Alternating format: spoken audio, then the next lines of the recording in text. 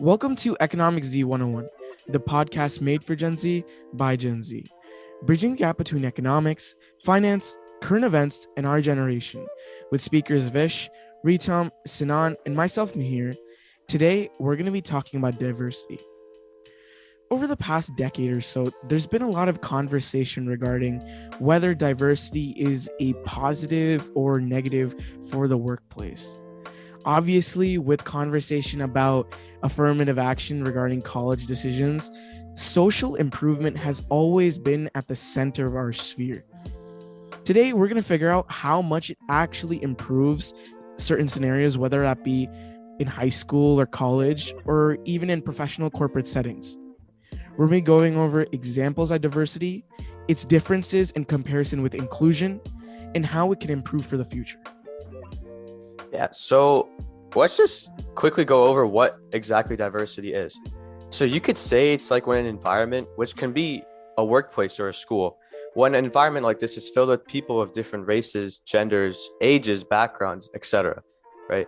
And diversity is extremely important to these places because it causes workers, schoolmates, and these people to feel more safe and to learn more about other people's cultures. It fosters a more welcoming atmosphere as well, since we're inclusive of different types of people. Even age can be considered a factor when it comes to diversity, because even though some people might have had a different upbringing depending on when they were born, old people, they shouldn't really be replaced. And new people shouldn't be excluded from learning more from a workplace, right? Wouldn't it be better to have everybody included? All right, first off, just ignore the bug in the background. I don't know why it's making that noise. But one very important thing to consider when it comes to diversity is that stereotypes should not be perpetuated. One large example of this was from The Office. While it is a funny show, the episode Diversity Day really pushed some buttons. It really explained, it really, went forward with stereotypes, which really offended a lot of people. And while it was just a show, that is an example that should not be said in an actual workplace or a school setting. And moving on, when it comes to inclusion is where diversity plays a huge role. So inclusion is allowing those in a workplace or a school setting to be equal and have the same skills to work together. So while there is a diversity in a workplace, having inclusion is even a lot more important, is because you're including these people of different diversities to work together. And inclusion should be worked with everyone, despite the disability, the race, the sexuality, etc. So one large example of inclusion could be represented in school settings. So during recess when students are outside, including someone with a disability, or let's say they're different from the other students in the playground, it'll encourage them to react and communicate more with students, and that can help in the classroom. And then in a work setting, including the same thing, including people who may be different or may feel uncomfortable, also helps everyone's work experience. So I think there's one misconception as to what's the difference between diversity and inclusion. So one thing that we can establish right now is that diversity leads to inclusion. Strong inclusion is caused when there's a large majority of differences among people. And so the more diverse an organization or a group of people are, the more important inclusion becomes. Diversity is the presence of differences, whether it be color, gender, disabilities, whatever. Inclusion focuses more on making people feel comfortable with others. And that's especially important considering how social improvement in general is kind of turned to be performative in recent years. Like with what Tom said with the Diversity Day episode from The Office. Obviously, Michael was showing off his ignorant sense of how things worked, but in reality, it kind of showed how tone deaf some of these experiments can be. Diversity should be a genuine improvement to better the overall group that you're fostering, whether that be in your work or whether it be in education. What happened in The Office was, let me hit all my checkered points to get my PR team happy, and we can move on from this and lead our general lives happily. And that leads to why diversity is extremely important, especially at the early ages in the classroom. Yeah, by getting students used to diversity when they're younger, it makes it so much easier to help in the workplace. And creating a greater multicultural awareness also helps students with different backgrounds to feel more comfortable when they're in school, and helps students learn better because everyone is accepting of each other. And studies have shown that students become much more empathetic, students become more open-minded, and like I said before, they become more confident and more safe in their working environment. And it helps prepare them for the workplace, which is why it's so important within the classroom. I think that last part especially is important because when we're introduced to different types of races and cultures from an early age, then we're able to slowly make this a social norm going towards the future. And so this begs the question, why is it important in the workplace? Diversity is very important in a workplace because it talks about how essential it is in a business. Because today there's a healthy variety of people from different backgrounds and cultures. We see this because America is a melting pot. It's filled with cultures around the world. It provides us the balance of voices and diversity of thought that we need. Like even in JP, our school today, we are filled with different minorities around the world. And we're able to learn about each other's experiences. We're able to learn about other people. And we get to see more than just one color, one race. We see everyone together, and it's great. And that type of perspective is extremely important. Like, we're really lucky that we can grow up in an environment where we're really comfortable around everyone. And especially in corporate settings, that will lead to greater innovation and creativity. With that, there'll be a wider range of skills, no matter what sector of business that you're in. A working environment that's filled with employees from different backgrounds fosters different skills, experiences, and varied knowledge. This means that there's going to be an increase in creativity overall, which improves productivity tenfold. So with the inclusion of diversity in different workplaces, right? The thing is, ideas can be exchanged. And with this, businesses can thrive in a shorter period of time with competitors that don't have a diverse workforce and inclusivity in their workforce. Employees, they're able to promote business effectively if they have similar backgrounds with their intended target audience. So for example, if someone in the workplace is the same gender or race as their target audience, it might be better to have perspective on what their audience might want. And so the business can cater towards their needs, and thus their organization will improve drastically. And as you're pointing out, Sinan, there's only benefits to diversity. There isn't really a conversation that can justify being non-diverse and still holding the same productivity. And we'll go into that in a little bit, but that also dwells into the argument of why diversity improves in another factor, its environment. And an analogy can really help set the tone of this. Yeah, I actually want to talk about how diversity in the workplace is really similar to like ecosystems, and how an ecosystem consists of a numerous amount of life forms, from plants to animals, and even the weather affects how the ecosystem thrives. And similar to our situation with humans, we embrace different types of cultures and backgrounds, and we can incorporate much more benefits within our society by having more diversity. I think something we've also mentioned before was that there's an improvement on open-mindedness, new ideas, and creativity that spawns when there's different diversity in workplace areas. And this adds to a lot of things. For one thing, cultural expansion gave us the more inclusion of different items. We have chocolate today, and that came from different parts of the world. And because of diversity and learning more about other people, we're able to bring that cocoa that comes from the Mayan people in Mexico. And it's not even just that. There's also coffee from Ethiopia. There's also winemaking, which was discovered in China. And all of these spices you find in India. Basically, the point that we're trying to make is humans are naturally social creatures.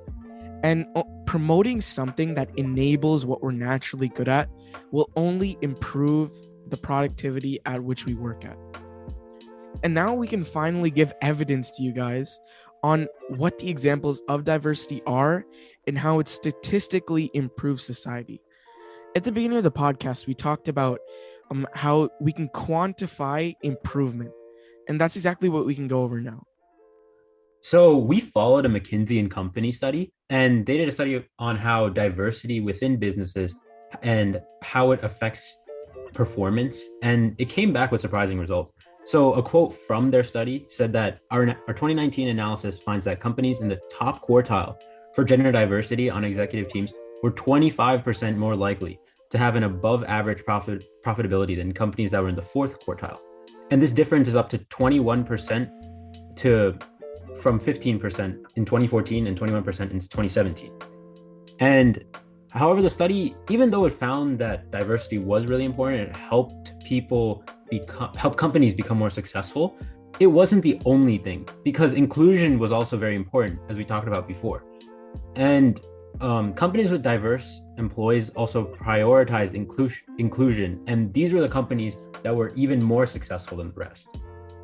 In addendum to that, Harvard Business Review did a study that talked about the venture capital industry. Basically, for any of our audience that doesn't know, venture capitalists are basically freelance gods that improve companies with their advanced knowledge in markets and whatever it takes to get to the higher level. For example, venture capitalist Tom, he'll go into company A. He'll figure out what they're improving on. Let's say they're a vacuum company. Their vacuums are drastically performing lower than their competition because they're not using cutting edge technology in order to improve their battery.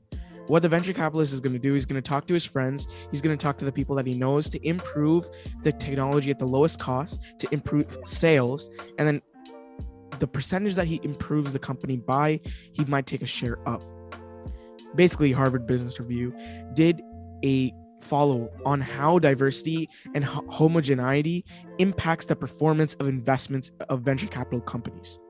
Many people argue against diversity, saying that working with people who are more similar to you will make it more easier. But what actually happened in this study was people are not following that trend anymore. These homogeneous partnerships are less likely to become successful because of the lack of perspective as seen. Investment partnerships, where the people from different schools or different racial backgrounds were more likely to be successful due to the different nuances that they brought to the field.